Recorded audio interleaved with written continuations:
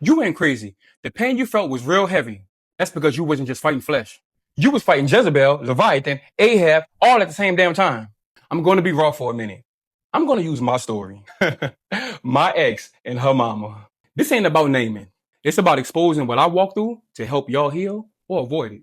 Her daddy wound cut her deep. In her early 20s, he told her, I don't feel nothing for you. And then hung up the phone and never came back in her life. That was college era trauma. That freeze went into her soul like ice water. Now, on paper, she's 30 something. Spiritually, she's stuck watching Dawn Moving vlogs and Mr. Beast, frozen at the exact age the wound hit. Pastor Bev said it best. The age of your wound is the age your soul stays at until healing shows up. That's not cute. That's lethal. You ever live with someone who binge watches the life they never got to grow into? I walked in the living room once and she was watching a dorm room haul like it was therapy. I said, are you really grinding for a future or just rewatching the folder your soul left behind? Y'all laugh, but that's trauma receipts. That's the playbook for Jezebel to move in. Envy, comparison, slander, all fueled by a frozen identity. Not to mention, I had to help carry her trauma. Why? Because she said she deals with issues of comparing herself to other people, especially these goofy fake life girls on YouTube.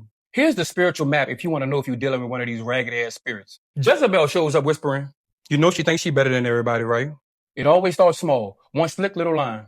Then before you know it, that seed turns into full-blown gossip. She compares you to everybody in the room until you feel smart enough to agree with her. She slide in them fake compliments like, oh, she cute for somebody with her shape. Or something like, wow, I didn't expect you to pull that off. And watch as the seed take root. She undermines relationships by planting doubt. Be saying shit like, do you really trust them? Until the trust is gone. She weaponizes shames, makes your mistakes feel like your identity. She makes you feel like you gotta give her secrecy, loyalty, or silence as proof of love. She flirts with attention just to prove a point. Not for affection, but for control. She maneuvers you into picking sides, isolating you from people who could actually help you heal. She gaslights by reframing things so you're apologizing for having boundaries. She wants power, not partnership. Drama, not depth. Her goal? Keep you dependent, small, and distracted so you never outgrow her reach. Leviathan brings the twisting, the confusion, the pride that thinks it knows better than God. You ever argue with somebody and by the end of the story, you wondering how it flipped on you? That's Leviathan twisting the narrative.